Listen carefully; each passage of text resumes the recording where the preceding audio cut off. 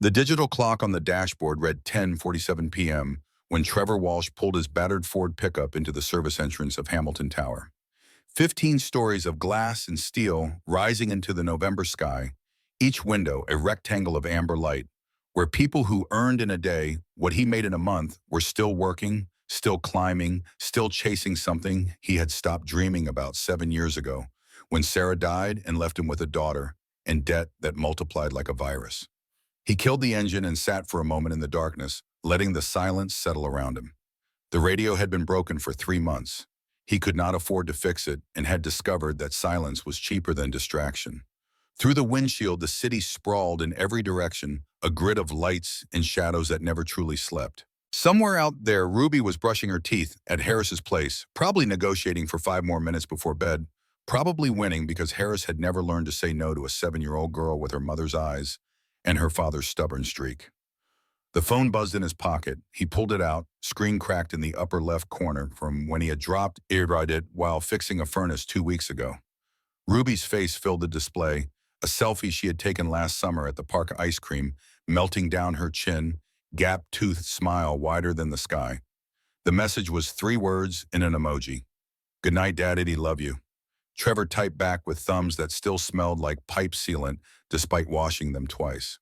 "Love you more, sweetheart. Be good for Mr. Harris." He added a heart emoji, sent it, and watched the message turn from sending to delivered to read.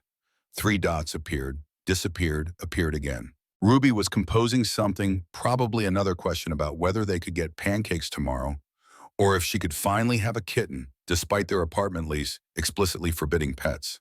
The dots vanished. No new message came. She had probably been called to bed by Harris, probably tucked under the spare room blanket that smelled like cedar and old coffee. Trevor pocketed the phone and climbed out of the truck boots, hitting concrete, with a sound that echoed off the underground parking structure walls. His toolbox sat in the truck bed, red metal scratched, indented from a decade of work. He had bought it with his first real paycheck after graduating trade school, back when he thought plumbing was temporary, just something to pay bills while he figured out what he really wanted to do with his life. 23 years old and convinced he had time to become something else. 37 now, and realizing that plumber was not what he did, but who he was, that the temporary had calcified into permanent when he was not paying attention. The service elevator smelled like industrial cleaner and something vaguely metallic. Trevor pressed the button for the 15th floor and watched the door slide shut, his reflection appearing in the brushed steel surface. Tired eyes, 2 days of stubble because razor blades were expensive, and he had been rationing them, work shirt with Hamilton Tower maintenance embroidered on the chest, even though he was not technically an employee, just a contractor they called, when the regular crew was overwhelmed, or when something broke after hours and needed immediate attention. The elevator hummed upward, floor numbers lighting up in sequence. 345. He had been inside this building maybe 30 times over the past 2 years, always at night, always through the service entrance, always invisible to the people who actually worked here. They existed in parallel universes that occasionally intersected when a pipe burst or a toilet overflowed, or the heating system failed and suddenly the invisible man became briefly grudgingly acknowledged before fading back into the walls where he belonged. 10th floor, 11th, 12th. The elevator slowed and Trevor shifted his toolbox to his other hand. The dispatch call had been vague. Burst pipe 15th floor, executive level, water damage spreading. Come immediately. The property manager had sounded, stressed voice tight with the particular anxiety of someone who knew that water in expensive carpet meant insurance claims and angry tenants, and questions about why preventive maintenance had not caught the problem before it became a crisis. The doors opened onto a corridor that smelled like new paint and something floral, probably from the air freshening system that kicked on automatically after business hours to keep everything smelling like success and money. The carpet here was thick, the kind that absorbs sound and cost more per square foot than Trevor paid in monthly rent. Recessed lighting cast everything in soft amber. No harsh fluorescence like the floors below, where administrative assistants and junior associates worked in cubicles that could have been anywhere in any city, in any building where dreams went to get processed into spreadsheets. He found the problem near the northwest corner. A ceiling panel had partially collapsed, water dripping in a steady stream onto plastic sheeting that someone had laid down in a half-hearted attempt at containment. The carpet squelched under his boots as he approached water, spreading in a dark stain that would take industrial drying equipment and probably full replacement to fix. Behind the walls, he could hear the hiss of water under pressure, finding any crack or gap to exploit. Trevor set down his toolbox and pulled out his flashlight, shining it into the ceiling cavity where pipes ran like arteries through the building's skeleton. There, a joint had failed, probably corroded from the inside over years, finally giving way under routine pressure. Not a dramatic break, just metal fatigue and time doing what they always did to things that were supposed to last forever but never quite managed it. The shutoff valve was accessible through a panel in the wall. He retrieved his wrench, found the valve, and cranked it closed. The hissing stopped, immediately replaced by the drip, drip, drip of residual water working its way down through the ceiling tiles. The silence that followed felt heavy, like the building was holding its breath. He checked his watch. 11:17 p.m. The repair would take maybe 45 minutes if he worked efficiently, maybe an hour if he ran into complications. He had pipe sections in the truck, fittings, sealant, everything he needed. Get it done, get paid, get home by 1 in the morning, sleep for 5 hours, wake up and do it all again. Because this was what life looked like when you had a kid depending on you and no other options except keep moving forward or drown. Trevor was measuring the damaged section when he heard it. A sound that made every muscle in his body lock up, made the wrench freeze in his hand, made time slow down into individual frames like a film reel, clicking forward one image at a time. A scream, female, raw, terrified. The kind of sound that bypassed rational thought and triggered something older, something wired into the lizard brain that recognized fear and pain across any language or context. It came from down the corridor, maybe 50 feet away, cutting through the expensive silence like a blade. Then nothing. Dead silence. As if the scream had been a hallucination, something Trevor's exhausted mind had conjured from the white noise of building systems and late-night isolation. He stood frozen, wrench still in hand, heartbeat suddenly loud in his ears. The corridor stretched before him in both directions, empty and still. Amber light thick carpet closed office doors. The executive level at 11:20 on a Tuesday night. Nobody should be up here. The building cleared out by 7, even the workaholics who put in 12-hour days. The only people who stayed later were cleaning crews and maintenance workers, and occasionally some junior associate trying to impress a partner by pulling an all-nighter on a brief that would be shredded and rewritten anyway. Trevor took a step toward where the scream had originated. His boots left wet prints on the carpet. The logical part of his brain was cataloging reasons to walk away.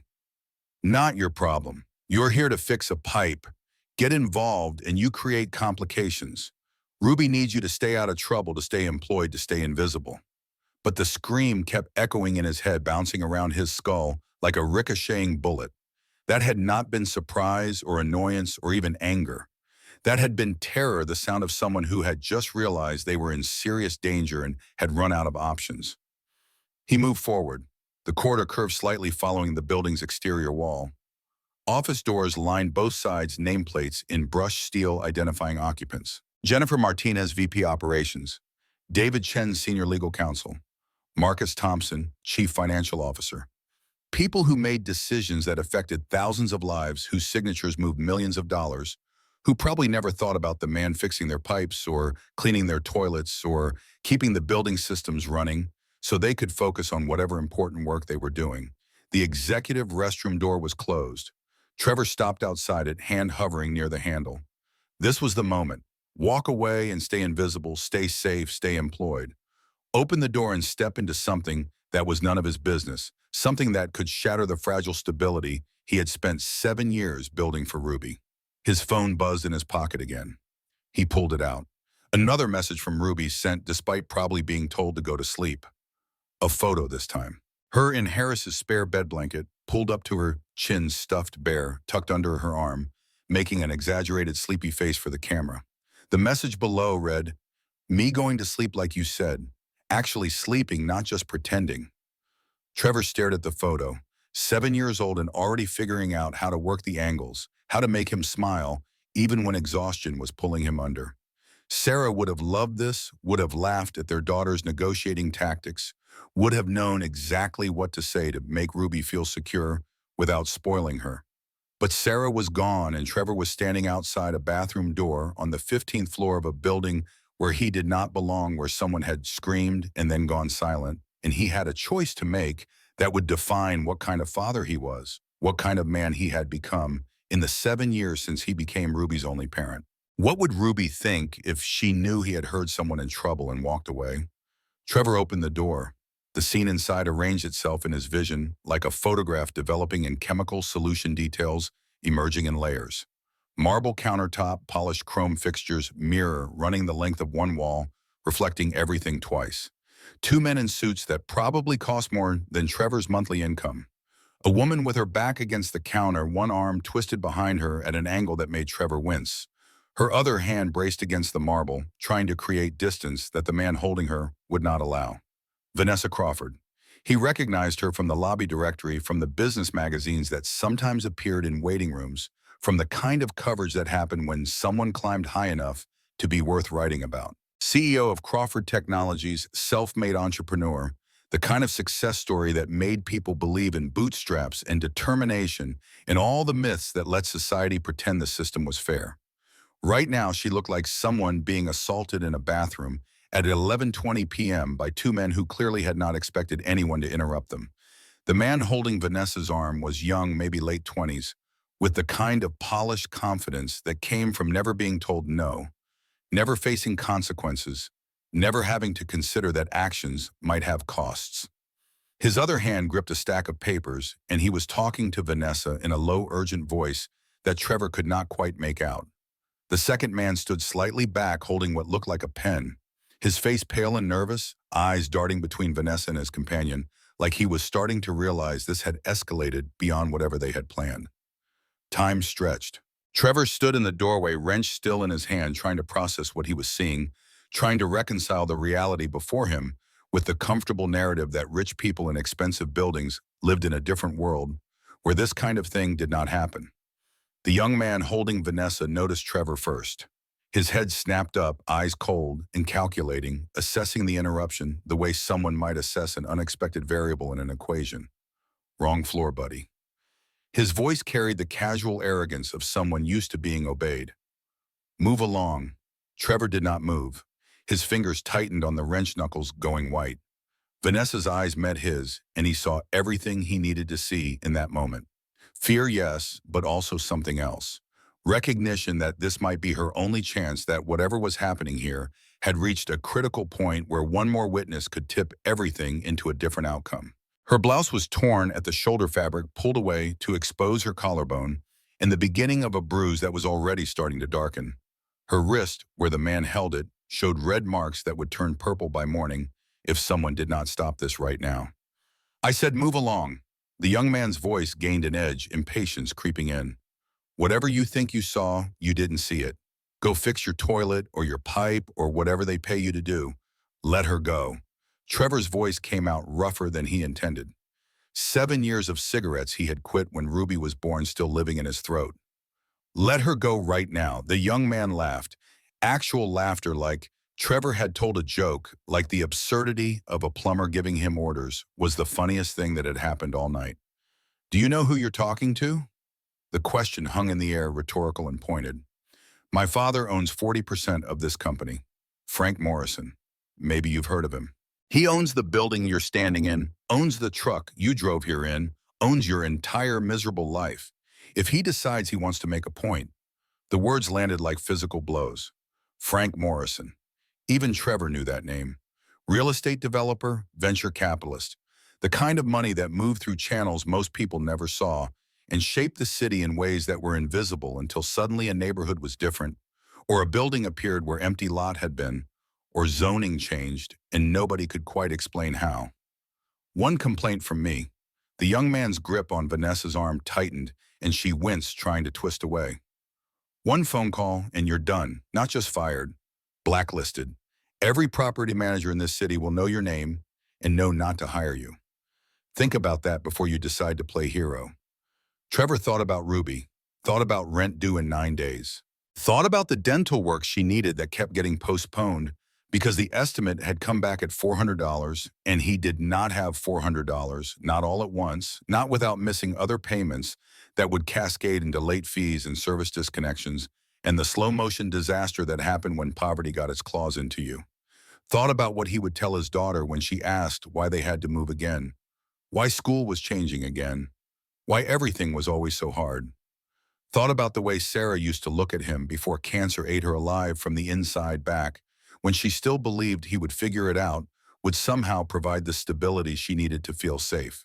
But mostly he thought about Vanessa's eyes, about the way they were pleading without words, about how she had clearly been trapped here by these men doing something that Trevor did not fully understand, but recognized as fundamentally wrong. I'm going to say this one more time. Trevor stepped into the bathroom, positioning himself between the men and the door. Let her go. Brett Morrison released Vanessa with a shove that sent her stumbling against the counter. She caught herself rubbing her wrist, breathing hard. Brett moved toward Trevor with the fluid confidence of someone who had never been in a real fight, who thought intimidation was the same as strength. You've made a huge mistake. Brett's face was inches from Trevor's, now close enough that Trevor could smell expensive cologne and whiskey. Do you know what we were doing here? Conducting business? Company business. And you just interrupted a private meeting between executives.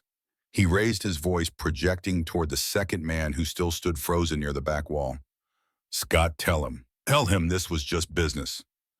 The second man, Scott, nodded jerkily. Just business. Nothing illegal. Just a private conversation about company matters. Brett turned back to Trevor, smile spreading across his face like oil on water. You broke into a private meeting with a weapon. He gestured at the wrench in Trevor's hand. That's assault. That's threatening behavior. That's everything we need to make sure you never work in this city again. Trevor felt the trap closing around him. The wrench that was just a tool 30 seconds ago had become a weapon in Brett's narrative. The intervention that had seemed obviously necessary was being reframed as aggression, as violence, as exactly the kind of behavior that would justify destroying Trevor's life. I heard someone scream. The words felt inadequate, flimsy against the weight of Brett's confidence in money and connections. I came to help. You came to threaten us. Brett pulled out his phone thumb, moving across the screen. I'm calling security. We have an intruder who attacked us in a bathroom. Armed and dangerous. He looked at Trevor while he spoke, making sure every word landed. Should be here in about 2 minutes. And then we'll see how your hero complex works out for you. Vanessa had not said anything. She stood against the counter, still rubbing her wrist, eyes moving between Trevor and Brett, like she was calculating odds, weighing options, trying to decide which path led to the least damage. Tell them. Trevor looked at her, trying to communicate something he could not put into words. Tell them what happened here, what they were doing to you. But Vanessa stayed silent, and Trevor watched something die in her expression, some last hope that she could navigate this without consequences. The bathroom door burst open. 2 security guards, older man in front with gray hair and tired eyes, younger one behind him with hand on his radio. The older guard took in the scene with the practiced efficiency of someone who had responded to 1,000 late-night calls and learned to read situations fast. Building security. The older guard's voice was neutral, professional. We got a call about an intruder with a weapon. He looked at Trevor, at the wrench, at Brett and Scott, and Vanessa arranged like pieces on a board. Thank God you're here.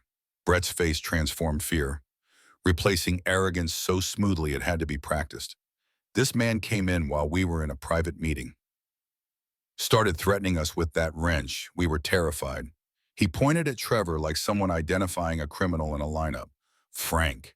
The older guard's nameplate read Frank Henderson, and his eyes held something Trevor recognized. Understanding, maybe, or at least skepticism. That true Trevor looked at Vanessa again. She was the only one who could untangle this, the only one whose testimony mattered.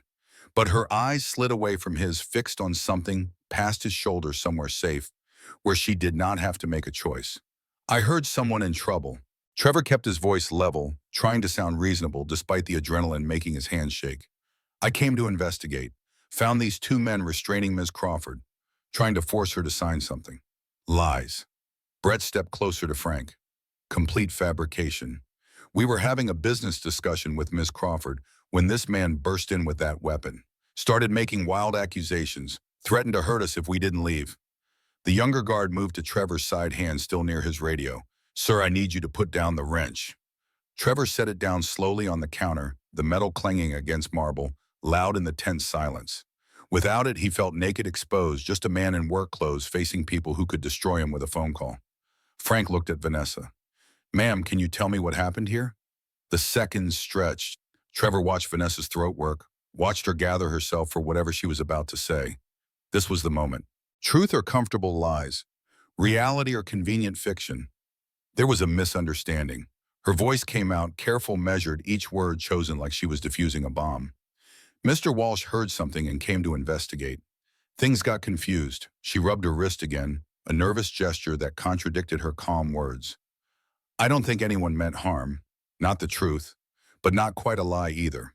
The kind of statement that lawyers and executives learn to craft words that said everything and nothing that could be interpreted a dozen different ways, depending on what someone wanted to hear."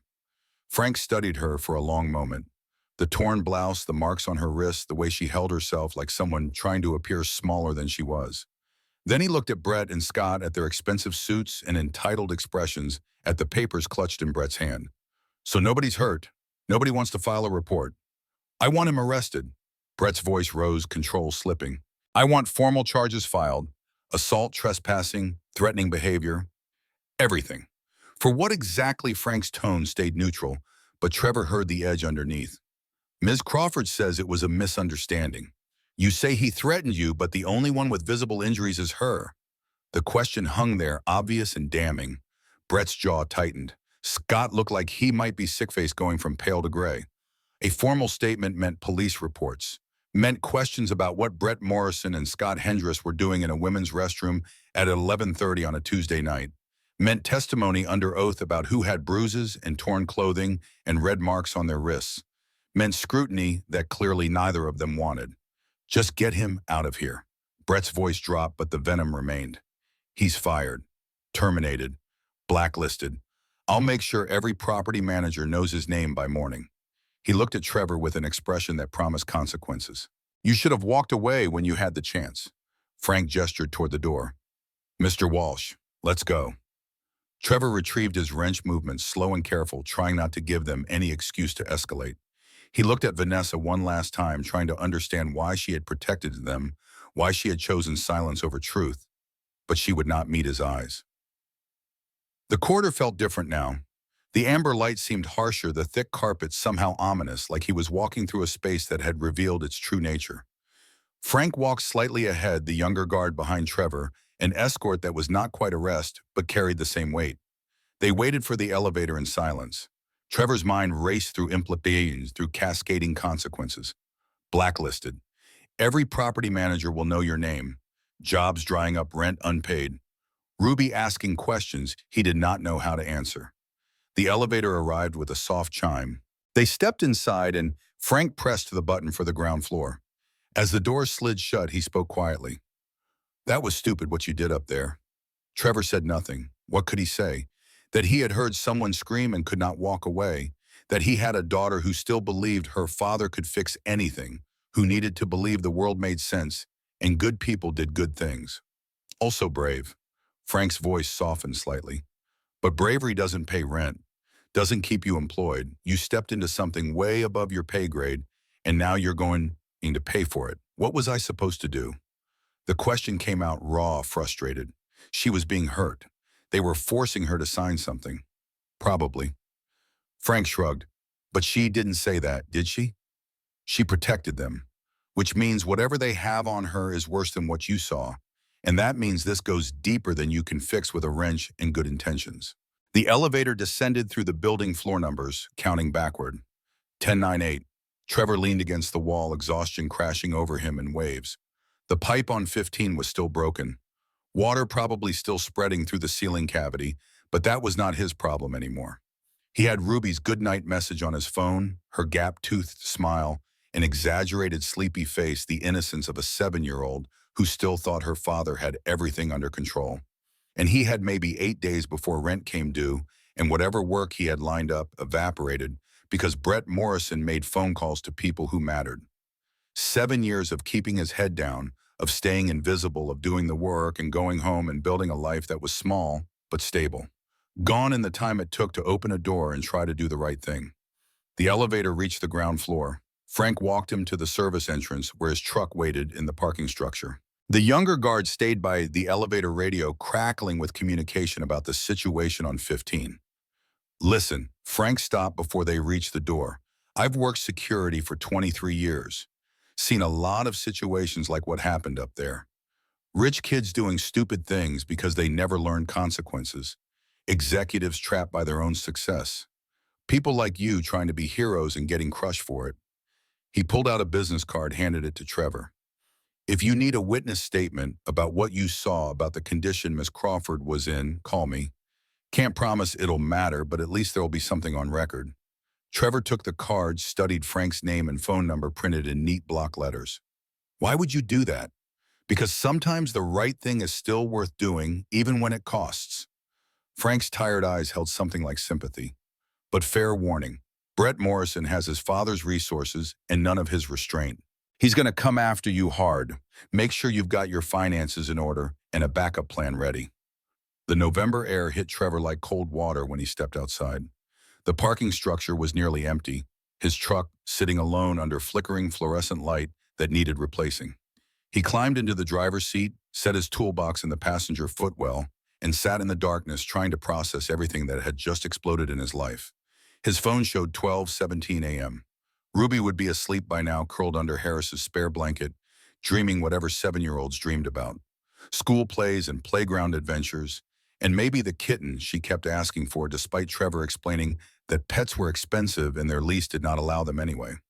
Trevor started the truck, the engine turning over after 3 tries, dashboard lights flickering before stabilizing. The drive back to Harris's place took 20 minutes through empty streets, traffic lights cycling through their patterns for an audience of nobody.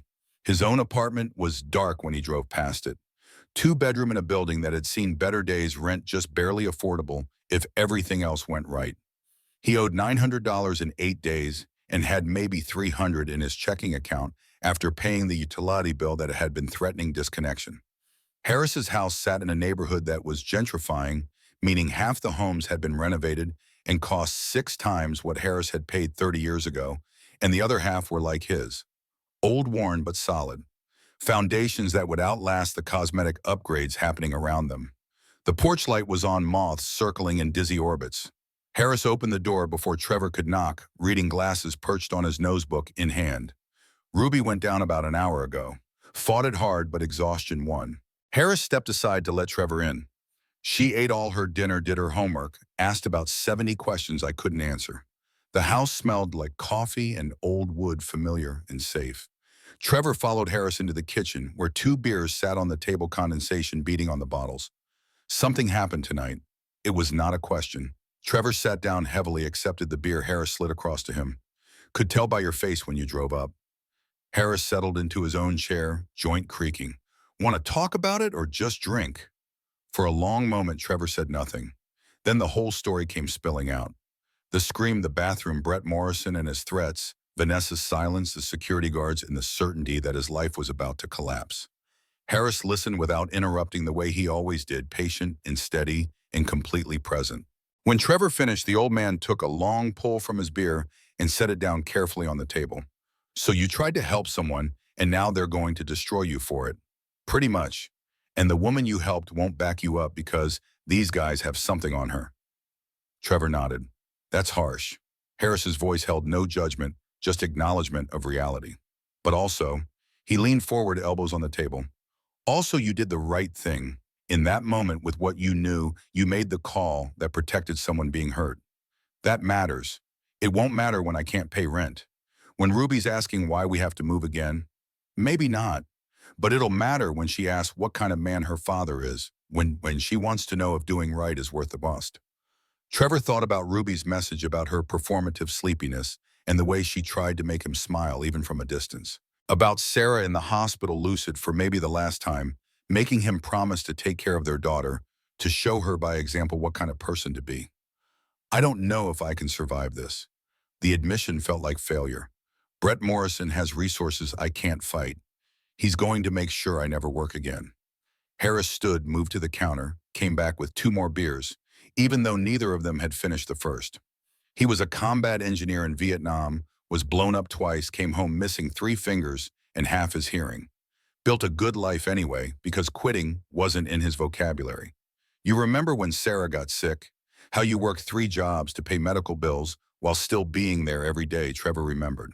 Remembered exhaustion so complete, he would sometimes forget where he was, would wake up and not know if it was morning or night.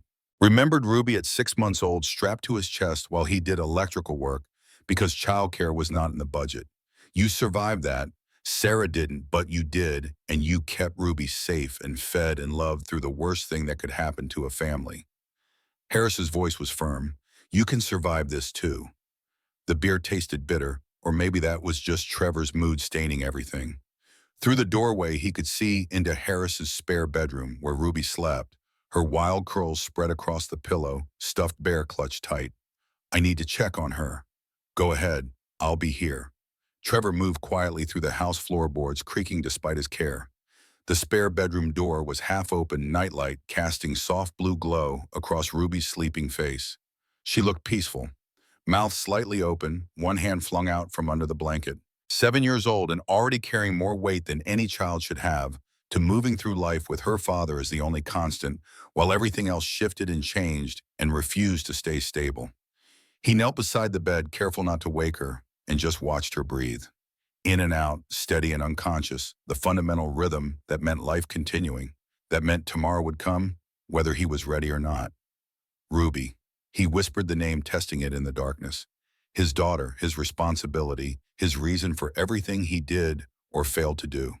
She stirred slightly, but did not wake, caught in whatever dream had captured her. I'm sorry. The words were barely audible. Sorry that doing the right thing means things are about to get hard.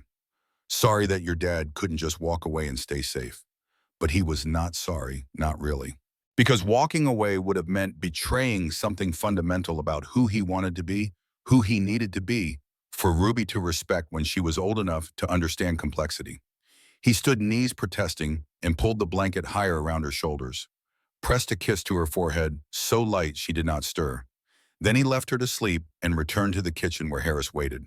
She okay? Perfect. Just perfect. They finished their beers in comfortable silence. The clock on the wall ticked past 1 in the morning, then 1:30. Harris did not suggest Trevor go home, and Trevor did not offer. They both knew he would be staying, would be taking what comfort he could from proximity to his daughter before the storm hit. Around 2 a.m. Harris stood and stretched, joints popping. I'm going to bed. Couch is yours if you want it. Clean sheets in the closet. Thanks. For everything. For always. That's what friends do. Harris paused in the doorway. Tomorrow's going to be rough. Week after that, probably worse. But you're not alone in this. Remember that. Then he was gone. Footsteps heavy up the stairs, door closing with a soft click. Trevor sat in the kitchen surrounded by darkness and the amber glow from the streetlight outside, trying to imagine what tomorrow would bring. His phone buzzed. Unknown number. For a moment he considered ignoring it, but curiosity won. Mr. Walsh, this is Vanessa Crawford. We need to talk. Trevor stared at the text, trying to make sense of it. The woman who had stayed silent while Brett destroyed his life was now reaching out. Why? What could she possibly say that would change anything? He typed back, your friend Brett made it clear how this ends. I don't see what there is to talk about. The response came immediately. He's not my friend. What you saw tonight, it's complicated. But I'll make this right, I promise. When I do, I'll need you to tell the truth about what you saw. The truth is, I'm about to lose everything because I tried to help you. A longer pause this time. Then, not always. I'm asking you to trust me just for a little while. I'm working on something. It's going to take time, but I will fix this. Trevor wanted to believe her, wanted to think that someone with resources and power would actually help instead of just protecting themselves. But belief was expensive, and he had already spent too much tonight. He typed, how long, I don't know. Weeks, maybe. I need to be careful. They have leverage on me, serious leverage. But I'm collecting evidence, building a case. When the time comes, I'll need you to testify about what you saw. And until then, I just let my life fall apart. No response came. Trevor waited 5 minutes, then 10.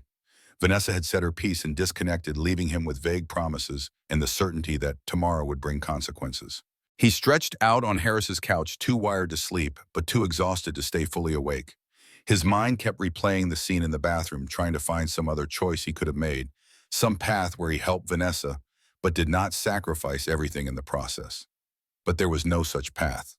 The moment he opened that door, the moment he chose intervention over invisibility, the outcome had been set. Brett Morrison was going to use every resource at his disposal to destroy Trevor's life, and Vanessa Crawford was trapped by whatever leverage they held over her, and Trevor had maybe a week before everything he had built for Ruby crumbled. Sleep came eventually fitful and full of fragments. Sarah in the hospital asking him to be strong. Ruby at 3 years old barely understanding that mommy was gone. The screams from the bathroom overlapping with other screams, other moments of crisis that Trevor had faced and somehow survived. When morning came too early, harsh light through Harris's curtains, Trevor woke with his neck cramped and his head pounding. The clock showed 6:47 a.m. Ruby would be up soon, would need breakfast and clean clothes and the performance of normalcy that children required even when adults were falling apart. He stood, folded the blanket, and moved toward the kitchen. Coffee first, then face whatever came next. Harris was already up, eggs sizzling and a pan toast browning. The old man glanced over, took in Trevor's appearance, and nodded toward the coffee pot. Figured you could use it strong. Trevor poured a cup black because cream and sugar felt like luxuries his mood could not accommodate. The coffee was strong enough to strip paint exactly what he needed. Ruby appeared in the doorway, hair wild, pajamas rumpled, dragging her stuffed bear by one arm. She looked at Trevor, then at Harris, then back at Trevor with eyes that were too perceptive. "Are you sad, Daddy?" The question hit harder than expected. Trevor set down his coffee and knelt to her level. "Just tired, sweetheart. Long night fixing a broken pipe. Did you fix it?" The lie formed easily. "Not yet. Have to go back and finish today." "Okay," she yawned, showing the gap where her front tooth had fallen out 2 weeks ago. The tooth fairy had left $2 under her pillow money. Trevor could not afford, but paid anyway because some things mattered more than financial sense. "Can we get pancakes for breakfast?" "Mr. Harris is making eggs, but they have vegetables in them." Her nose wrinkled in theatrical disgust. "Vegetables are for dinner, not breakfast." Harris laughed, spatula waving. "Vegetables are for whenever I say they are in my kitchen, little miss." The morning ritual unfolded with familiar comfort. Ruby negotiating, Harris holding firm, Trevor sipping coffee, and trying to pretend everything was normal. They ate together at the small kitchen table, Ruby chattering about school and her friend Emma and the science project due next week that she had not started yet. Trevor's phone stayed mercifully silent through breakfast. No calls, no texts, no confirmation that Brett had made good on his threats. But it was early still. The property managers Brett would contact probably were not even at work yet. The systematic destruction of Trevor's reputation would come later, efficient and thorough. After breakfast, Trevor drove Ruby to school. She sat in the passenger seat, backpack on her lap, talking about the book she was reading, about a girl who solved mysteries with her dog. The morning traffic was light, other parents doing the same school run, everyone pretending that getting children educated was the most important thing, when really it was just the structure they all clung to, prevent chaos. The school building loomed ahead, red brick and chain-link fence playground, already filling with kids who ran and shouted and existed in the moment without worrying about rent or jobs, or fathers who had made catastrophically stupid choices in bathrooms at midnight. "Have a good day, sweetheart." Trevor leaned over to kiss her forehead. "Learned something amazing." "I always do." Ruby grinned, gap-toothed and confident, and bounced out of the truck. She made it 3 steps before running back. "Daddy, yeah, I love you bigger than the sky." It was their thing. Their call and response that Sarah had started when Ruby was barely walking. Trevor felt his throat tighten. "Love you bigger than forever, baby." She ran toward the school building, backpack, bouncing wild curls, flying everything good in Trevor's life, compressed into 60 pounds of stubbornness and joy. He watched until she disappeared through the doors, then sat in the idling truck trying to gather enough strength to face whatever came next. His phone rang. Property manager for the Riverside complex where Trevor had 3 scheduled jobs this week. The voice on the other end was apologetic but firm. Due to scheduling conflicts and budget restructuring, they were canceling all upcoming maintenance contracts, effective immediately. They would mail his final check within 10 business days. Trevor thanked them, mechanically ended the call, and watched it happen.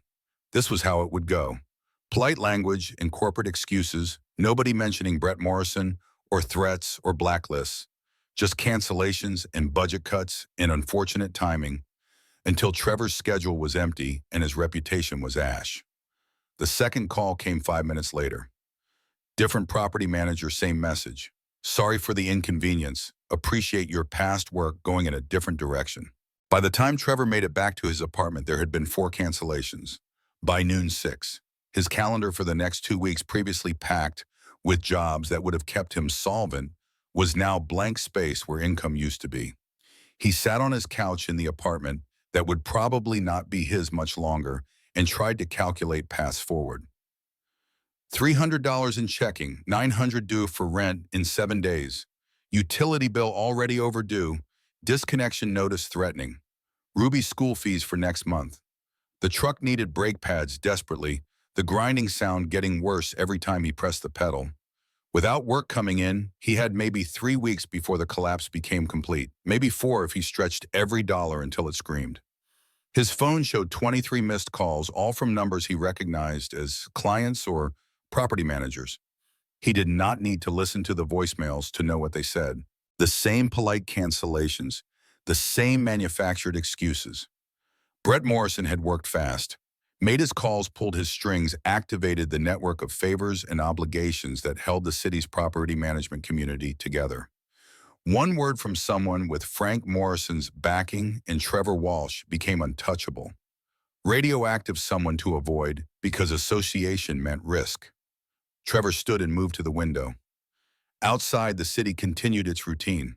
People going to work, living their lives, existing in the comfortable ignorance of those who had never been crushed by systems they did not understand. He had been one of them, once believing that hard work and honesty were enough, that the world operated on principles that made sense. But the bathroom on the 15th floor of Hamilton Tower had shattered that comfortable ignorance. Showed him what power looked like when it decided you were inconvenient. Showed him how quickly a life could disintegrate when someone with resources decided to make you an example. His phone rang again. This time Harris. Heard your truck pull up an hour ago. You coming back over or hiding in your apartment? Not hiding, just thinking. Thinking's dangerous when you're stressed. Come back, we'll figure something out. There's nothing to figure out. Trevor's voice came out flat. Brett Morrison destroyed me in less than 12 hours. Every job I had lined up is gone. I can't pay rent. Can't keep Ruby fed. Can't fix the truck when it breaks down completely. This is game over. Silence on the other end. Then Harris's voice, careful and measured. You giving up. What other option is there? Fighting back. Documenting what happened. Getting a lawyer. Making enough noise that Brett can't just steamroll over you. With what money? Trevor felt hysteria bubbling up, bitter laughter that would turn into something darker if he let it. I'm a plumber who lives paycheck to paycheck.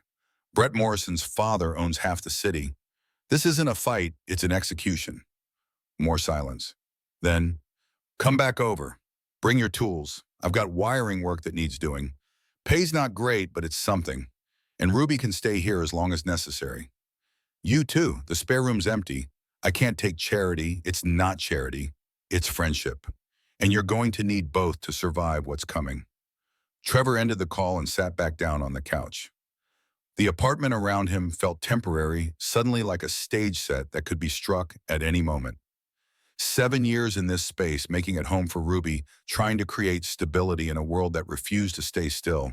And now it was ending because he had opened a door and tried to help someone. His phone buzzed with a text, unknown number, but Trevor recognized the pattern from last night. Vanessa, I know you're dealing with cancellations. I'm working as fast as I can. Please don't give up. I will make this right. Trevor stared at the message, trying to find some reason to believe it. But belief required evidence, and all he had was promises from someone who had already protected her attackers at his expense. He typed back, easy for you to say, when you're not the one losing everything. No response came. Trevor waited 10 minutes, then gave up and pocketed the phone. If Vanessa Crawford wanted to help, she knew where to find him. Until then, he had decisions to make about how to stretch $300 until it covered rent and food and everything else that kept a life from collapsing completely. The rest of the day passed in a blur of canceled jobs and mounting dread. Trevor drove to Harris's place, helped with wiring work that paid $40 cash, barely enough to buy groceries. They worked in silence, mostly Harris respecting Trevor's need to process to exist in the physical labor that at least had clear outcomes and definable problems. Ruby came home from school quieter than usual. Trevor picked her up at 3, and she climbed into the truck without her usual chatter about what happened that day. She sat with her backpack on her lap, staring out the window, 7 years old and already learning that sometimes the world just hurt for no reason she could understand. "How was school, sweetheart?" "Fine." "Just fine," she shrugged, small shoulders barely moving. Trevor pulled into a parking lot, killed the engine, and turned to face his daughter. "Ruby, look at me." She turned and he saw it immediately. Red-rimmed eyes puffy from crying. His heart cracked watching her try to hold it together. "What happened?" "Some kids were saying things." Her voice came out, small, defeated. "About you. About how you got in trouble and lost your job." Trevor felt rage and helplessness war inside him. "Who said that?" "Emma and Tyler and some others. They said their parents told them you did something bad and we were going to be homeless." Ruby's voice cracked. "I told them it wasn't true, but they just laughed at me." This was what Brett had done. Not just destroyed Trevor's livelihood, but hurt his daughter, turned her into a target because her father had tried to do something right. "Come here." Trevor unbuckled his seatbelt and pulled Ruby across the center console into an awkward hug. She buried her face in his chest and let the tears come. 7 years of trying to be strong for her father, finally breaking under the weight of playground cruelty. "Listen to me." Trevor spoke into her hair, keeping his voice steady even as fury burned through him. "What those kids said isn't true. I didn't do anything wrong. I helped someone who needed help. Sometimes when you do that, people get angry because it's inconvenient for them. But that doesn't make it wrong. Then why is everyone acting like you're bad because the world isn't always fair?" The truth felt too heavy for her age, but Ruby deserved honesty. Sometimes people with money and power can make things hard for people who don't have those things. But that doesn't change what's right and what's wrong. It just means doing the right thing costs more sometimes. Ruby pulled back to look at him, tears still wet on her cheeks. Was it worth it? Helping that person? The question froze Trevor. He thought about lying, about telling her what she needed to hear. But Ruby had Sarah's eyes and Sarah's ability to spot dishonesty, and she deserved better than comfortable fiction. "I don't know yet, sweetheart." The admission hurt. "Ask me again when we see how it ends. But I can tell you this. I'd rather have you grow up knowing your dad tried to help someone than knowing he walked away because it was safer." Ruby considered this, working through 7-year-old logic, trying to make sense of adult complications. "Okay." Her voice was still small but steadier. "I believe you. That's all I need." They drove to Harris's house and Trevor carried Ruby's backpack inside while she ran ahead to the spare bedroom where her stuffed animals waited. Harris looked up from the newspaper he was reading, took in Trevor's expression and nodded toward the kitchen where 2 beers already sat waiting. "You're a mind reader, just experienced with catastrophe." Harris slid 1 bottle across. "How bad?" "They got to her at school. Kids saying I'm some criminal who's going to make us homeless." "Ah." Harris took a long pull from his beer. "That's low even for rich assholes trying to protect themselves." Trevor sat down, exhaustion pulling him under. "I don't know how to protect her from this. Can't fight what other parents are saying. Can't stop kids from being cruel. Can't even promise her that everything's going to be okay because I don't know if it will be. So you tell her the truth, that you're doing your best, that life is hard sometimes, that her dad would rather face consequences than teach her to look away when people need help.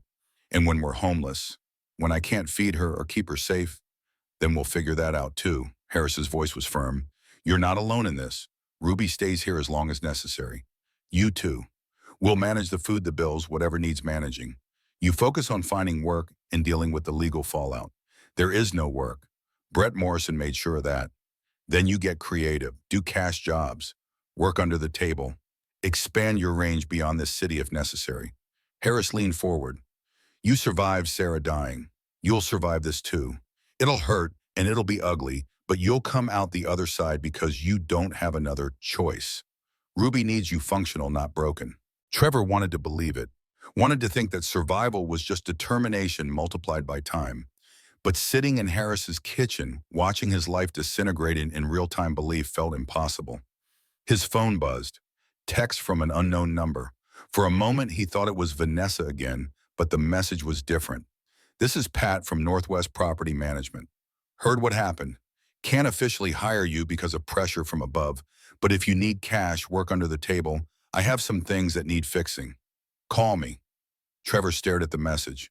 One person willing to risk helping him. It was not much, but it was something. Proof that Brett Morrison's reach was not quite absolute, that there were still decent people who would bend rules to do right. He showed Harris the text. The old man smiled, grim but satisfied.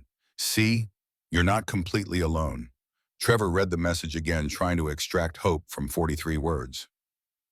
Then he texted back, "Thank you. We'll call tomorrow." That night, after Ruby had fallen asleep and Harris had gone to bed, Trevor sat on the porch with his third beer and watched the city lights flicker in the distance. The air was cold enough that he could see his breath, November promising the winter that would make everything harder. Vanessa Crawford had asked him to trust her to wait while she built some case that would supposedly make everything right. But trust was expensive, and Trevor was already broke. He had maybe a week before the rent came due, and he had no way to pay it. Maybe 2 weeks before the cascade of missed payments created problems that could not be fixed with good intentions and vague promises. His phone showed 11:37 p.m., almost exactly 24 hours since he had heard that scream in Hamilton Tower. One day since his life had pivoted from difficult but manageable to spiraling toward disaster. Trevor finished his beer and went inside. The house was quiet, just the hum of the refrigerator and the creak of old wood settling. He stretched out on the couch that was becoming too familiar, pulled the blanket Harris had left for him up to his chin, and closed his eyes.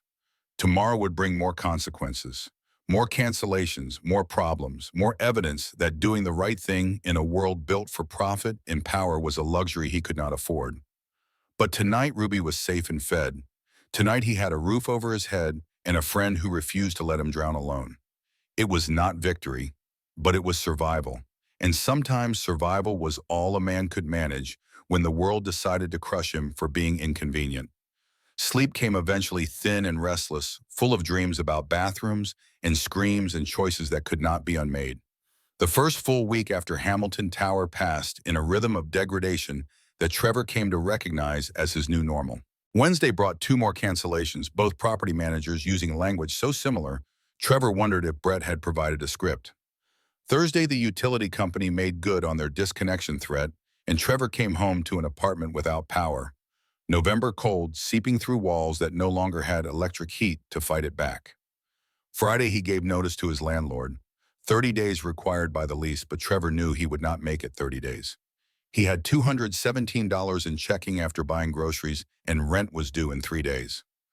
Pat from Northwest Property Management called that afternoon with work. A backed-up drain in a strip mall on the edge of the city, off the books, cash only. Trevor drove 40 minutes through traffic to spend 3 hours fishing hair and congealed grease out of pipes, his hands raw and chemical burned by the time he finished. Pat handed him $60 in worn 20s and looked away when she did it, shame or pity, or both, written across her face.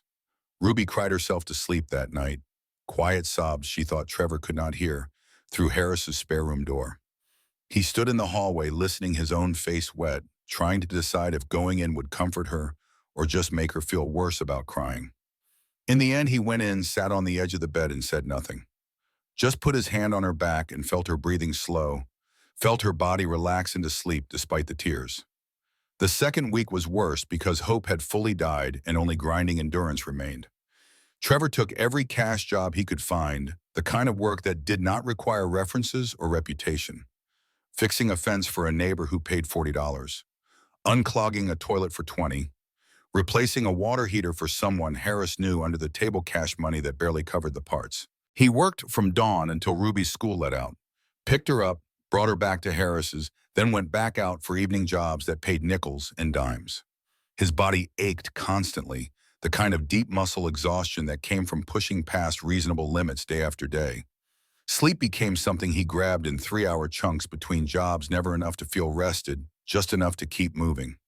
The apartment sat empty now, their belongings packed into boxes stacked in Harris's garage. Trevor had taken Ruby there one last time to let her say goodbye to the space that had been home for 3 years. She walked through the rooms, touching walls, her small handprints leaving marks in the dust, 7 years old and already learning about impermanence. The landlord kept the security deposit, citing damage and unpaid utilities. Trevor did not fight it. What was the point? He had no leverage, no resources, no ability to argue with people who held all the cards. Ruby's situation at school deteriorated. She came home Tuesday of week 2 with a torn backpack zipper ripped completely off. Contents spilled across the playground. Some boy named Marcus had grabbed it during recess, called her trash girl, said her dad was a criminal who attacked people. Ruby had tried to grab it back, and the zipper gave way, shattering her books and pencils and the picture of Sarah she kept in the front pocket. Trevor bought her a new backpack at the thrift store, $8 for something with cartoon characters she had aged out of 2 years ago. She carried it without complaint, without mentioning that everyone else had brand names and hers had someone else's name written in faded marker on the inside.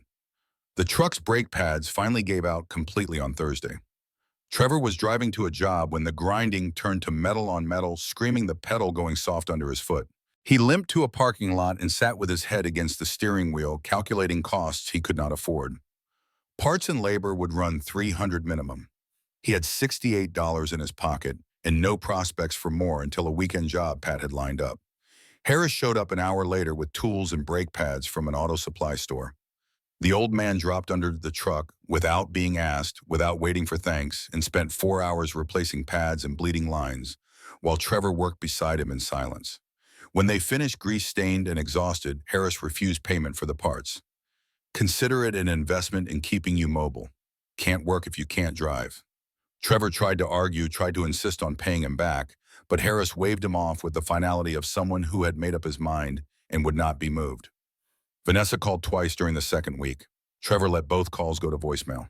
Her messages were variations on the same theme: still working on it, need more time, please don't give up. The words felt hollow, coming from someone who probably spent more on lunch than Trevor made in a week of grinding cash jobs. But Thursday night, third week, his phone rang at 11:42 p.m. Trevor was on Harris's couch, too wired to sleep despite bone-deep exhaustion. He saw Vanessa's number and almost rejected it, but some combination of desperation and curiosity made him answer. It's been 3 weeks. His voice came out flat, no energy left for pretense. Still complicated. Vanessa's voice sounded different, thinner, stretched tight like wire under tension. More than you know, but I'm close. I have evidence now. Real evidence. Trevor said nothing. Let her fill the silence. Brett and Scott have been embezzling money for 18 months. She spoke quickly, words tumbling over each other. Nearly $800,000. They created shell companies, falsified reports, forged my signature on transfers. They built a paper trail that makes it look like I was the one doing it. The number hung in the air between them. 800,000. More money than Trevor would make in his lifetime. More money than he could properly conceptualize beyond knowing it was enough to ruin lives, to destroy companies, to justify the kind of leverage that had kept Vanessa silent. That's why you protected them that night. It was not a question. Yes, if they had released those documents before I could prove they were fake, I would have been finished. Probably in prison. Trevor thought about Brett Morrison's confidence in that bathroom, the certainty that he held all the power. Thought about 3 weeks of watching his life disintegrate while Vanessa built her case. So what now? You have evidence. Go to the police. I need a credible witness. Vanessa's voice steadied, found firmer ground. You already lost everything telling the truth. If you testify at an emergency board meeting, tell them what you saw that night. It changes the narrative. Makes this not just financial crime, but assault, blackmail, witness intimidation. Trevor closed his eyes. Harris's couch, Harris's house, Harris's charity, keeping him and Ruby off the street. 3 weeks of watching his daughter learn that the world was crueler than she had imagined. 3 weeks of grinding poverty and humiliation and the slow erosion of dignity. Brett's father owns 40% of your company. You really think he'll turn on his own son? Frank Morrison is a businessman first. When he sees evidence that his son stole from the company, falsified records, assaulted the CEO, and then destroyed a witness's life to cover it up. Vanessa paused. He'll make the choice that protects his investment. Frank built his fortune on reputation. Brett's actions threaten everything. And what do I get? That question felt mercenary small, but Trevor was past caring about nobility. 3 weeks had burned through whatever remained of his pride. The truth coming out. Your reputation restored. She hesitated. And a job. We're going to need a new facilities manager for Hamilton Tower. Someone we can trust. The pay is $60,000 a year. Full benefits. Medical, dental, retirement matching. Trevor's breath caught. $60,000. Twice what he had made in his best year. Benefits meant Ruby could see doctors without him calculating whether they could afford the copay. Meant stability, safety, everything he had been fighting for. Why would you offer me that? Because you earned it. Vanessa's voice was quiet but certain. Most people talk about integrity. You actually have it. That's rare. The silence stretched between them, Trevor trying to identify the trap, the angle he was missing. But he heard only exhaustion and sincerity in Vanessa's voice, someone else who had been ground down by 3 weeks of barely surviving. When the word came out rough. Friday morning, emergency board meeting at 10. I'll present the evidence and I need you to testify about what you witnessed. She paused. I know I'm asking a lot, but this is how we make it right. Trevor thought about Ruby crying herself to sleep, about the torn backpack and playground cruelty, about living in Harris's spare room with no end in sight, about 3 weeks of watching everything he built crumble because he had opened a door and tried to help. I'll be there. Friday, 10 a.m. Thank you. Vanessa's relief was audible. Trevor, I mean it. This is going to work. After she hung up, Trevor sat in the darkness trying to believe it. Trying to imagine walking into Hamilton Tower as something other than the invisible plumber. Trying to imagine $60,000 a year, instability, and the ability to give Ruby the life she deserved. But belief was expensive, and Trevor had learned that promises from people with power often evaporated when tested by reality. Friday morning arrived cold and gray November, threatening rain. Trevor stood in Harris's bathroom at 7:30 a.m., studying himself in the mirror. He had shaved carefully, used Harris's cologne, sparingly put on his only dress shirt and the khakis he usually reserved for parent-teacher conferences. The man staring back looked tired, older than 37, but reasonably presentable. Ruby was already awake, sitting at the kitchen table with cereal, watching him with eyes that missed nothing. You look fancy. Where are you going? Important meeting. Could change things for us. Good change or bad change, Trevor? Knelt to her level, taking her small hands in his. Hopefully good, sweetheart. Really good. But I need you to be patient a little longer, okay? Just trust that your dad is working on fixing things. I trust you. Ruby's voice was matter-of-fact, absolute faith that Trevor did not feel he deserved. You always fix things. The drive to Hamilton Tower took 30 minutes through morning traffic.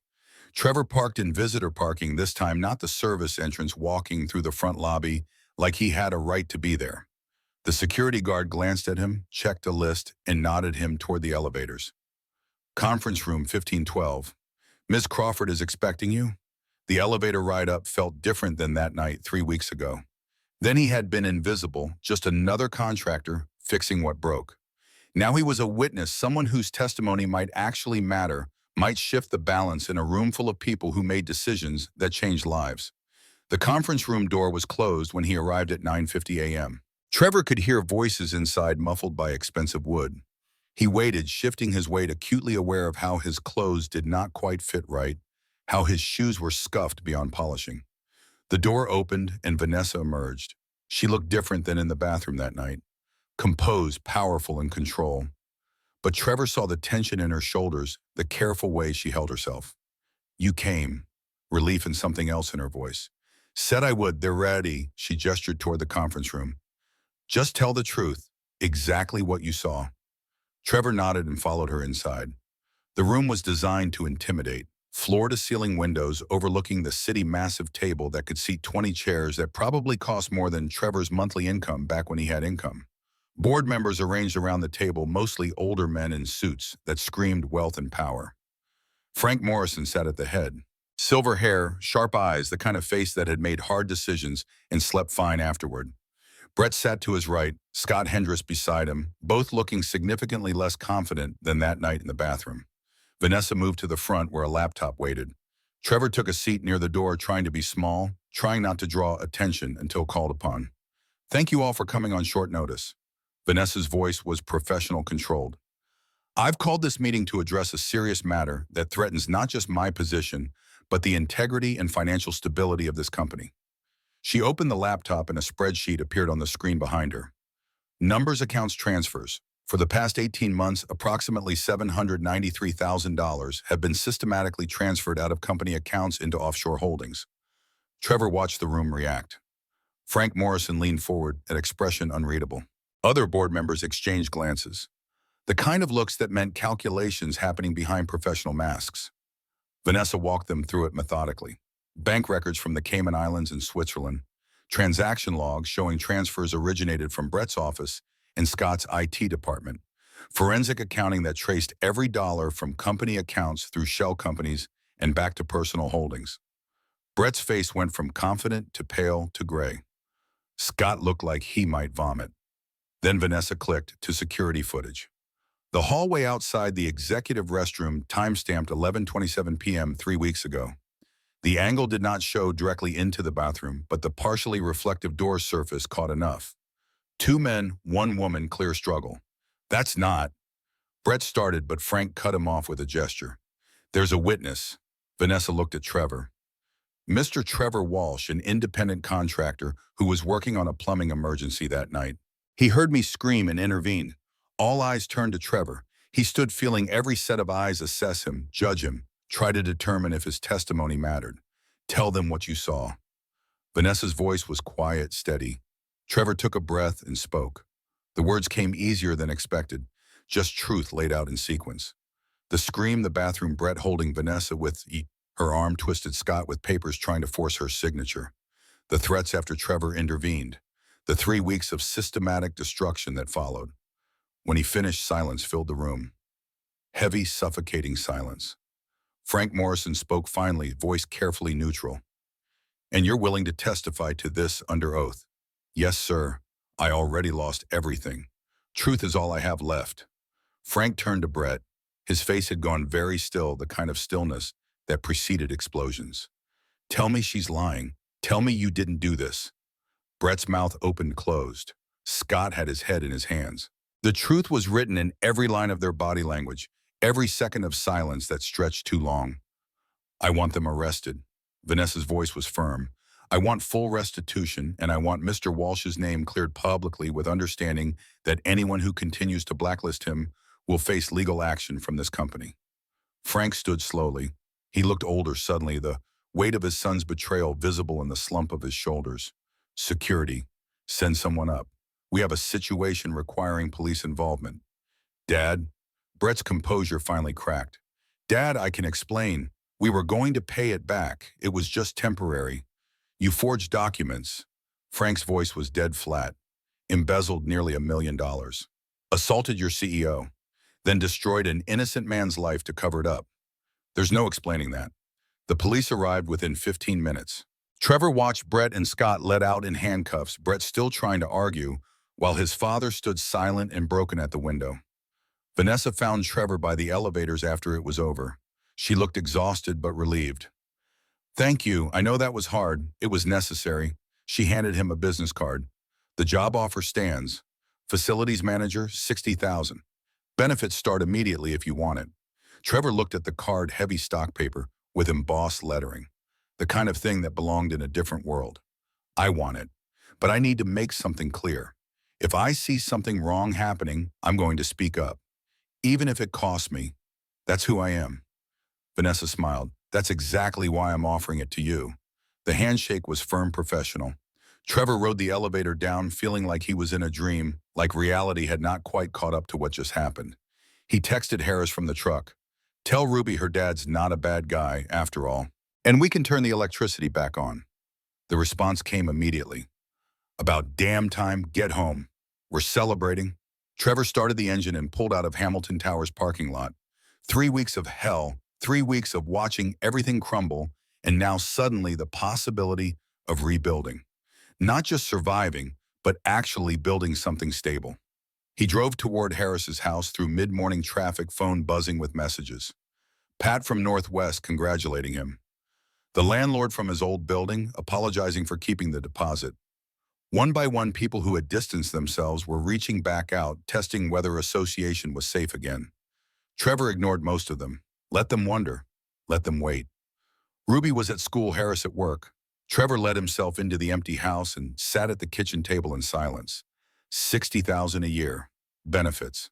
The ability to give Ruby stability, safety, the childhood she deserved instead of the one she had been getting. He pulled out his phone and texted Ruby, even though she could not check it until school let out. Dad's got good news. Really good. Can't wait to tell you. Then Trevor put his head in his hands and let himself feel it. The relief, the exhaustion, the fragile hope that maybe doing the right thing had actually mattered. That 3 weeks of suffering would lead to something better instead of just more suffering. The tears came unexpected and unstoppable. 7 years of holding everything together, of being strong for Ruby, of never letting her see him break. 3 weeks of grinding poverty and humiliation. And now this, the possibility of redemption. Feeling like something he did not deserve, but desperately needed. When Harris came home at lunch to check on him, Trevor was still sitting at the table, face wet, phone in hand. You okay? The old man's voice was careful. Yeah. Trevor looked up, smile breaking through tears. Yeah, I think maybe we're going to be okay.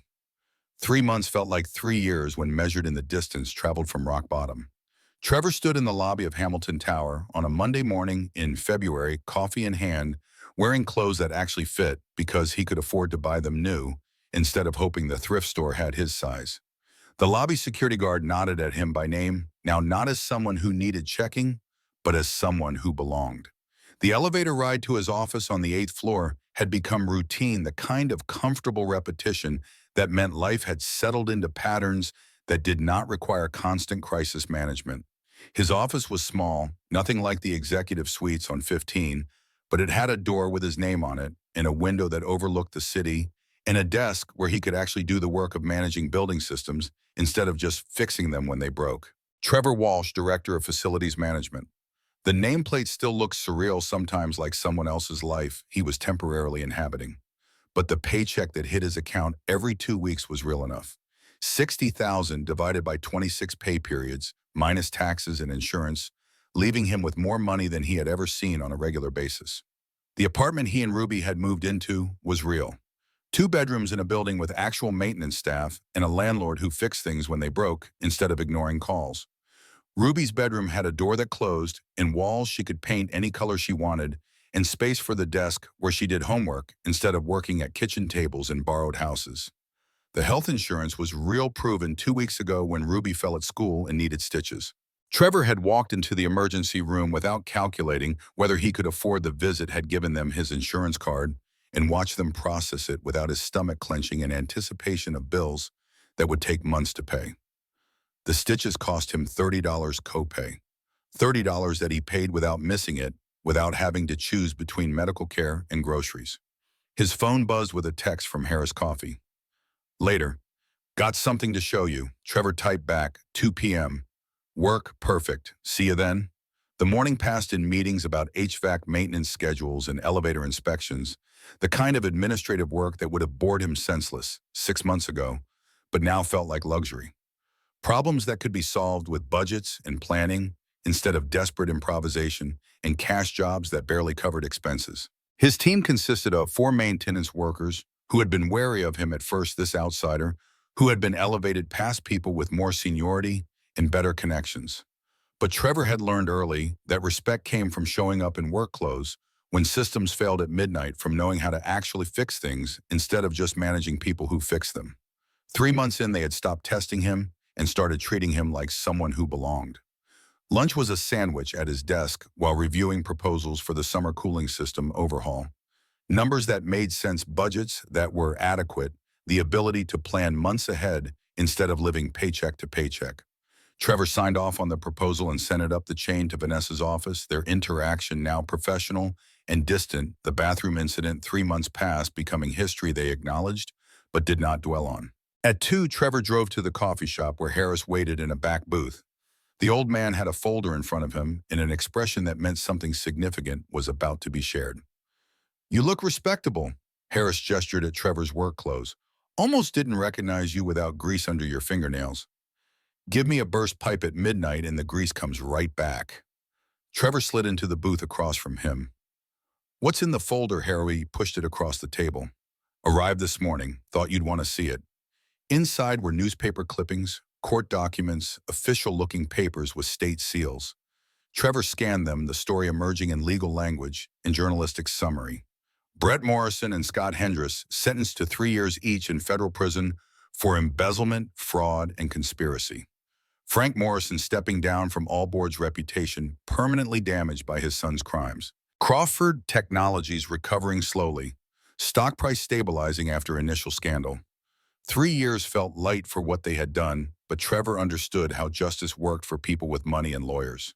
They would serve maybe 18 months in minimum security facilities that were closer to college dorms than actual prisons, would emerge with connections intact and trust funds waiting and the kind of second chances that people like Trevor never got. But they would emerge with records, with Google results that would follow them forever, with the knowledge that their actions had consequences even if those consequences were not proportional to the damage they caused. There's more. Harris flipped to another page. Scholarship program. Crawford Technologies partnering with local schools. Ruby qualifies. Trevor read the description. Full tuition for families affected by the company's recent restructuring priority given to children of employees' merit-based awards for academic achievement. Ruby's name was on a preliminary list pending Trevor's approval. She doesn't need this. We're stable now. Let it go to kids who actually need it. Trevor.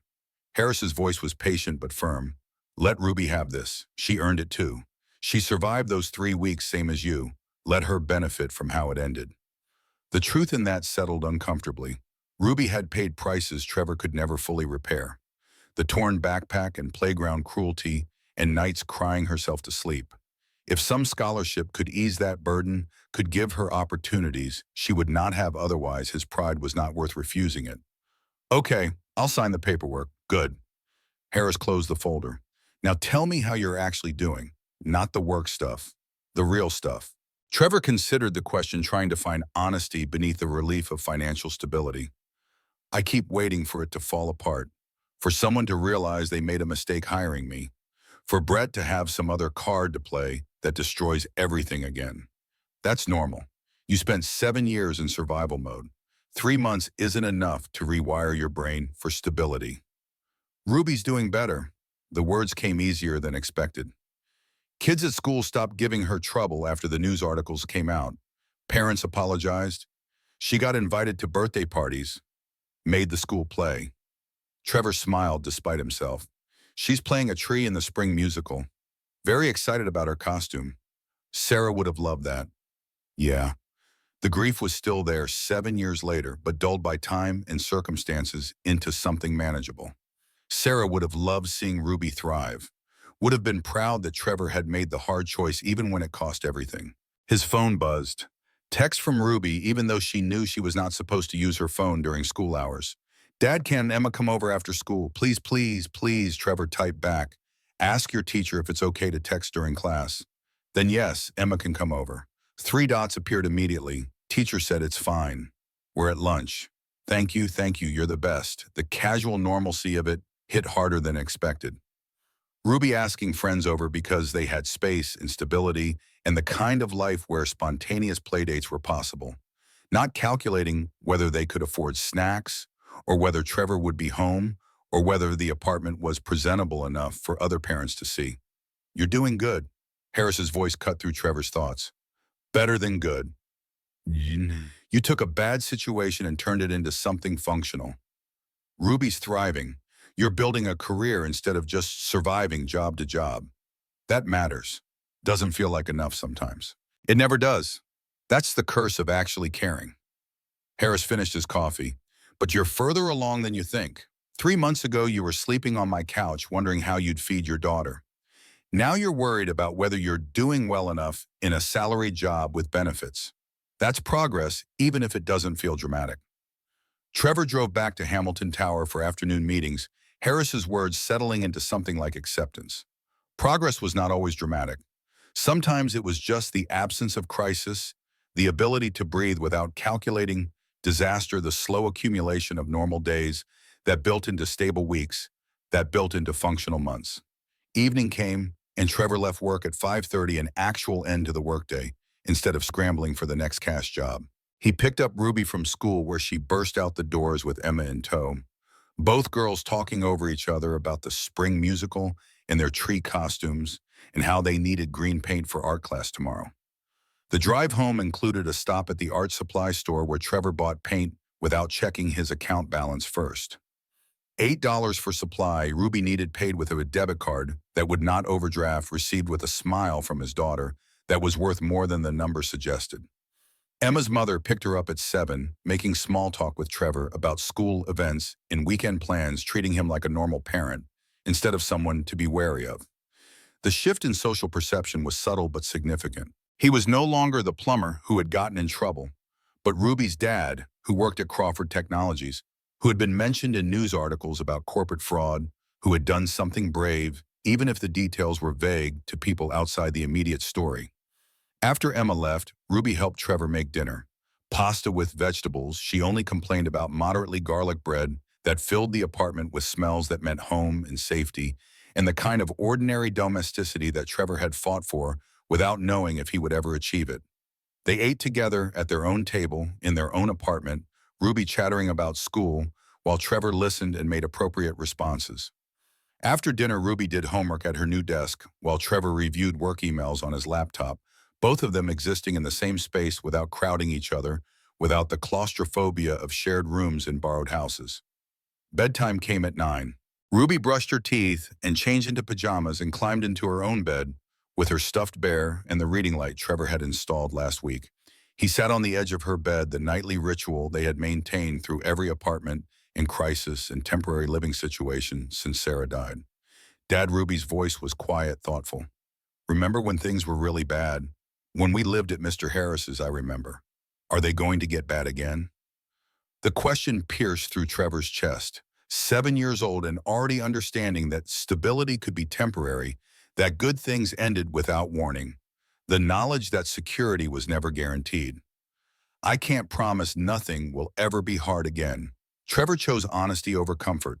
Life has problems that come up, but we're in a much better place now. I have a good job that pays enough for us to be safe. We have savings building up.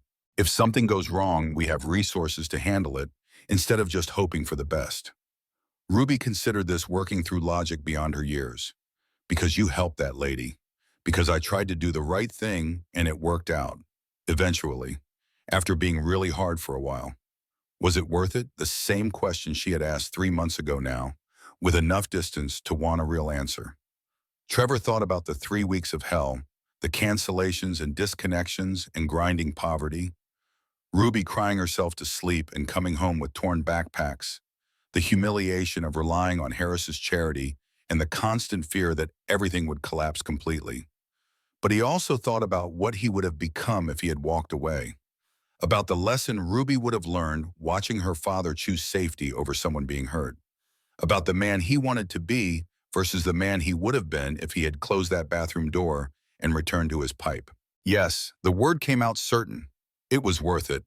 Not because everything worked out perfectly, but because walking away would have meant teaching you that doing right only matters when it's convenient. And that's not the kind of person I want to be. Not the kind of person I want you to be. Ruby smiled, gap-toothed and sleepy. I'm glad you helped her. Even though it was hard. Me too, sweetheart. Trevor kissed her forehead. Me too. He turned off her light and pulled the door mostly closed, leaving it open a crack the way she liked. In the living room, Trevor poured himself a beer and stood at the window looking out at the city. Somewhere out there, people were making choices, opening doors or walking away, helping or staying safe, building the kind of world they wanted to live in through a million small decisions that accumulated into something larger. Trevor's phone showed a message from Vanessa. Brief and professional, board approved your proposal for summer maintenance. Budget is approved. Well done. He typed back, thank you, appreciate the opportunity. The exchange was cordial, distant, nothing like the desperation of 3 months ago. They had moved past the trauma into something functional. Not friendship exactly, but mutual respect built on shared crisis survived. The weeks that followed settled into comfortable patterns. Work became routine, in the best way, challenges that were solvable with resources and planning. Ruby thrived at school, her confidence rebuilding after the damage from those 3 weeks. The spring musical happened, and Trevor sat in the audience, watching his daughter stand perfectly still on stage as a tree, her costume painted green and brown, her face serious with concentration. Harris came to the performance too, sitting beside Trevor with a smile that suggested he understood the significance. Not just a school play, but evidence that Ruby had recovered, that the damage was healing, that life was returning to something resembling normal. After the show, Ruby ran to them with flowers someone had given her, face flushed with excitement. "Did you see me? I didn't move at all. I was the best tree. You were perfect." Trevor hugged her, feeling her heartbeat against his chest, feeling gratitude too large for words. Absolutely perfect. They went for ice cream afterward, the three of them squeezed into a booth at Ruby's favorite place. She ordered chocolate with sprinkles and ate it with the focused intensity of childhood joy, getting it all over her face and not caring. Trevor watched her and felt something shift. The constant low-level anxiety that had characterized his life for 7 years was finally genuinely easing. Not gone completely, but manageable. The sense that disaster was always one mistake away had been replaced by the knowledge that he had buffers, resources, the ability to handle problems without everything collapsing. April brought warmer weather and the end of Ruby's school year approaching. Trevor received his first performance review at Crawford Technologies' formal paperwork that rated him as exceeding expectations in all categories. A 5% raise came with it, pushing his salary to 63,000 numbers. That still felt surreal when he saw them printed in official documents. He took Ruby shopping for summer clothes, letting her pick out things she actually wanted instead of settling for whatever fit the budget. The total came to $200, and Trevor paid it without flinching, watched her face light up at bags full of new clothes that were not hand-me-downs or thrift store compromises. That evening, unpacking the shopping bags in their apartment, Ruby looked at him with an expression too serious for 8 years old. "We're really okay now, aren't we, Dad?" "Yeah, baby, we're really okay." She nodded satisfied and returned to examining her new clothes. But Trevor understood what she was really asking, whether stability was real or temporary, whether she could relax her guard or needed to stay ready for the next crisis, whether doing the right thing had actually led somewhere better or just delayed inevitable disaster. The answer was still yes. They were okay. Not perfect, not without struggles, but okay in ways that mattered. Safe and fed and building towards something instead of just surviving. May arrived, and with it news that Brett Morrison and Scott Hendress had begun serving their sentences. 3 years in federal facilities time that would reshape their lives, if not proportionally, to the damage they had caused. Trevor felt no satisfaction in their punishment, just tired acceptance that justice was imperfect, but still mattered. Frank Morrison had disappeared from public life completely.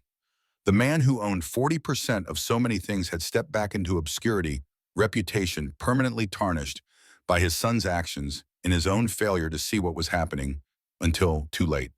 Vanessa Crawford had been profiled in business magazines as a CEO who stood up to corruption, her company recovering, and her reputation enhanced by crisis survived.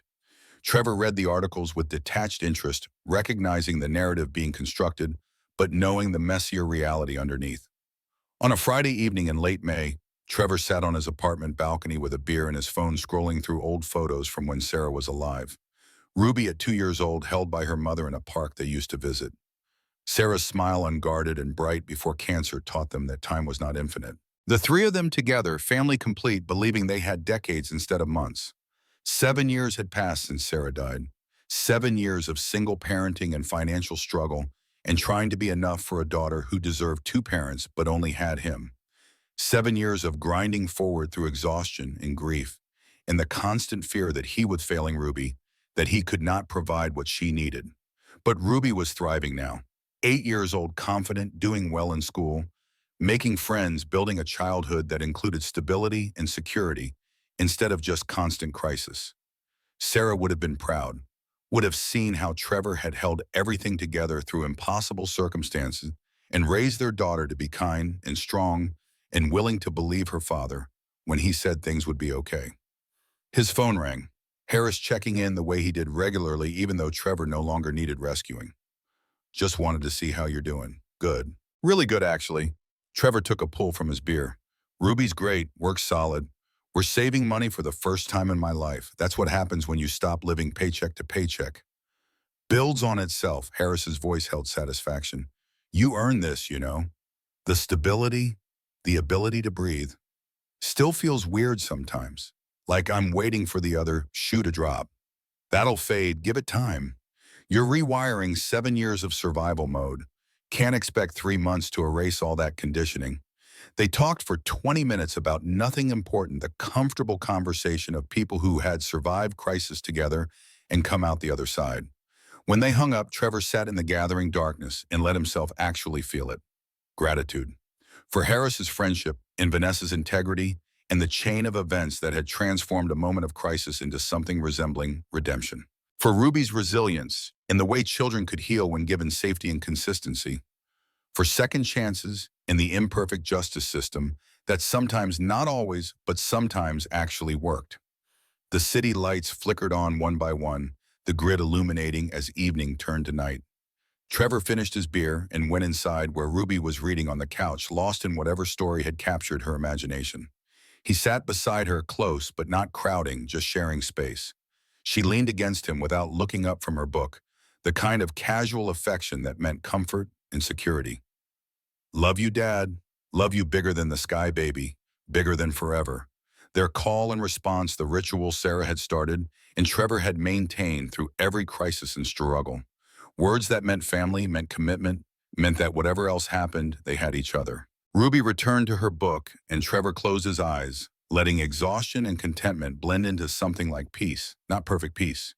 He still worried about money even with savings building, still woke up sometimes in the middle of the night calculating disaster scenarios that were no longer likely, still carried the weight of single parenthood and all the ways he might be failing Ruby without realizing it. But underneath the worry was foundation now. Stability built on income that arrived regularly, and benefits that protected against medical disaster, and savings that meant unexpected expenses would not cascade into homelessness. The ability to plan for summer camp and school supplies and maybe even a real vacation someday. 3 months had not erased 7 years of poverty, but 3 months had proven that change was possible, that doing the right thing sometimes actually mattered, that courage could be rewarded instead of just punished.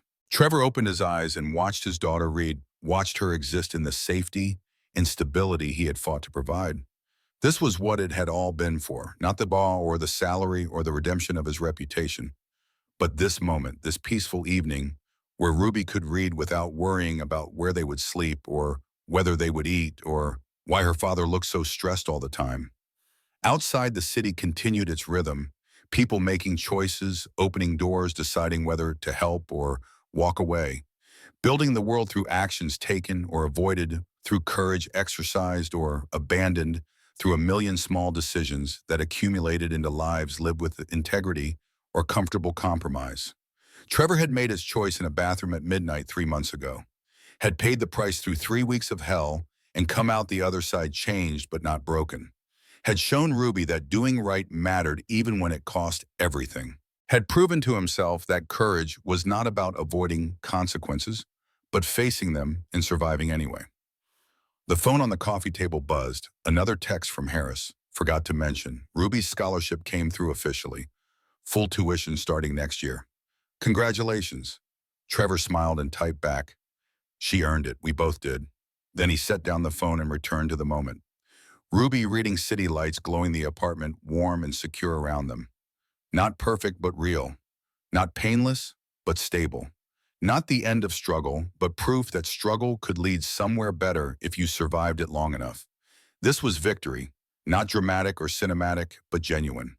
The slow accumulation of okay days building into okay weeks, building into a life that functioned instead of just barely surviving.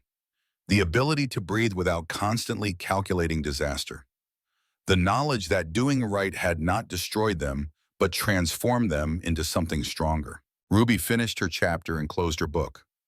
Bedtime soon, Dad. Yes, sweetheart, soon. She stood and stretched and headed toward her room. Turned back at the doorway with a smile. Today was a good day. Yeah, baby. Trevor smiled back. It really was.